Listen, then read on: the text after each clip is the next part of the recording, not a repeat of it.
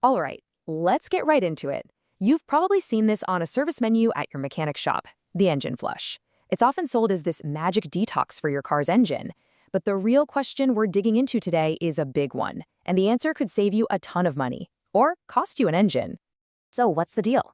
Is it a miracle cure that can actually bring back some of that lost power and smoothness? Or is it a really high-stakes gamble that could, no joke, kill your engine? A good way to think about the gunk inside an older engine is like engine cholesterol. And yeah, a flush promises to blast it all away. But is that always a good thing? Let's find out. So here's how we're going to break this down, looking at it just like a professional mechanic would. First, we need to know our enemy. What exactly is engine sludge? Then, we'll look at the times when a flush is actually the right call. After that, we dive into the really serious stuff, the hidden dangers. And we'll finish up by giving you a safety checklist and looking at some much smarter, safer ways to get your engine clean. To really understand why this is such a hot topic, we have to start with the problem itself. What is this engine sludge that a flush is supposed to just wipe out? It's pretty much exactly what it sounds like, this nasty, thick, gunky gel. It happens when your engine oil breaks down over time and gets totally overloaded with junk. And that cholesterol analogy, it's perfect. Because just like cholesterol can clog your arteries, this sludge can block the tiny, tiny oil passages inside your engine, which can starve its most important parts of the lubrication they need to survive. So how does perfectly good, clean oil turn into this stuff? Well, it's kind of like a domino effect. First, you get contamination. Tiny bits of acid and fuel from the combustion process sneak past the piston rings. Then you add intense heat, which starts to break down the oil itself. At the same time, microscopic metal particles from normal engine wear start floating around in there. Now, your oil has detergents in it to keep all this stuff suspended, but eventually they just get used up. And that's the tipping point. The gunk has nowhere else to go, so it starts clumping together, forming that engine-choking sludge. Okay, so we can all agree that sludge is bad news, but that doesn't automatically make a chemical flush the right answer for every car. So let's be fair and look at the specific situations where a pro might actually say, you know what, in this case, a flush could be genuinely helpful. If you've got a car with a really spotty service history, tons of missed oil changes, a flush might help you hit the reset button. It's also a pretty smart idea if you just bought a used car and you have no idea how the last person treated it. It gives you a clean slate. Or maybe you're waking up a classic car that's been stored for years. And another big one, if you're finally switching from old school conventional oil to a modern synthetic, a gentle flush can clean out the old gunk and let the new oil do its job right. In these cases, yeah, it can be a really useful tool. But now we have to flip the coin. Because for a lot of engines, especially the older ones with high mileage, an engine flush isn't just a waste of money. It's a high-stakes gamble that can go wrong in a truly catastrophic way. And this is where things get really serious. We're about to talk about the one scenario that gives good mechanics nightmares when a customer comes in asking for an engine flush on the wrong car. Now check this out, because it's kind of crazy. In an old, high-mileage engine, that sludge might actually be helping hold things together. Some mechanics call it dependency sludge. It can pack into the spaces around old, worn-out seals and gaskets, acting like a makeshift plug. So what happens when you pour in a powerful chemical flush? You dissolve that plug, and all of a sudden you've got massive oil leaks. Even worse, what if a big chunk of sludge breaks loose instead of dissolving? Well, now you've got a rogue wrecking ball floating through your engine, just waiting to block a critical oil passage to a bearing, and that can kill an engine in seconds. And it's not just old engines. Modern engines have these incredibly precise, high-tech parts that are super vulnerable. Think about a turbocharger spinning at over 150,000 RPM. That's not a typo.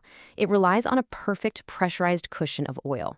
A thin, solvent-heavy flush can destroy that cushion, risking instant damage. Or what about variable valve timing systems, VVT or VTEC? They use oil pressure to work, sending it through passages that are tiny. We're talking less than a millimeter wide. One little piece of dislodged sludge gets stuck in there, and boom, check engine light, rough running, and a very expensive trip to the mechanic. And really, this is the heart of the problem. Your normal engine oil is designed to create this thick protective film between all the fast-moving metal parts. But when you pour in a flush solvent, you are drastically thinning out that oil. For those 10 or 15 minutes the flush is running, your engine is operating with almost no safety net. That protective film is reduced to the bare minimum, and the risk of metal grinding on metal goes way, way up. So with all that said, how do you actually decide? Let's get practical. We're going to go through a mechanic's safety check, a list of absolute red flags that tell you to just step away from the bottle of engine flush. Think of this as your giant stop sign. If your engine is already leaking oil, a flush is almost guaranteed to make it worse.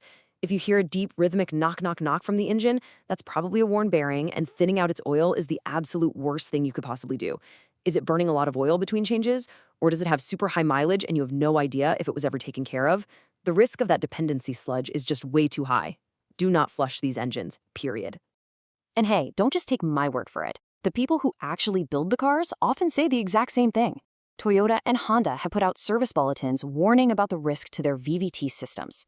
BMW and Mercedes-Benz tell you to stay away from these third-party products. And get this, even the American Petroleum Institute, the group that literally sets the standards for motor oil, doesn't endorse or certify a single engine flush product. That tells you everything you need to know.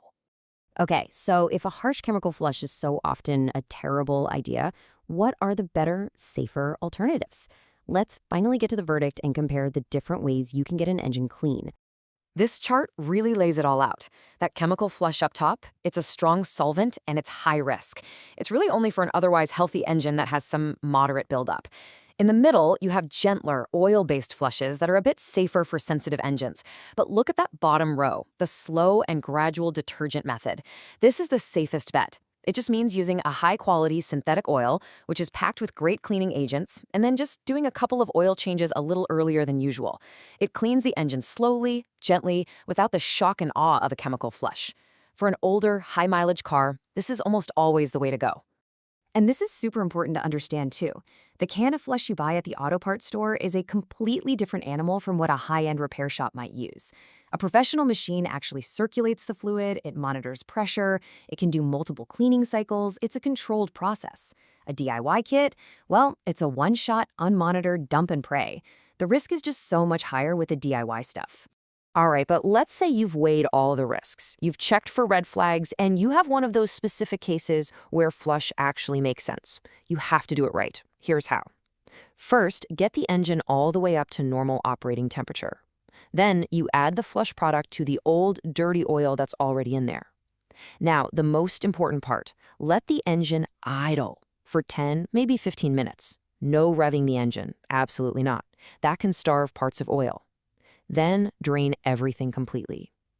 And the last step is non-negotiable. You must replace the oil filter. The old one is now a trap loaded with all the gunk you just broke loose. Leaving it on there would be a complete disaster. And you know, all of this brings us to the real final takeaway. The absolute best engine flush on the planet isn't a chemical in a can. It's just doing your oil changes on schedule every single time, using a good quality oil. It's that simple. Everything else, including flushing, is just trying to fix a problem that good, simple maintenance would have prevented in the first place. So, I'll leave you with this question to think about. That chemical flush promises a quick fix, right? A clean slate in a bottle. But now that you know the risks, now that you know it's a high-stakes gamble, especially for an engine you rely on every day, is that quick fix really worth it? That's a decision you can now make for yourself.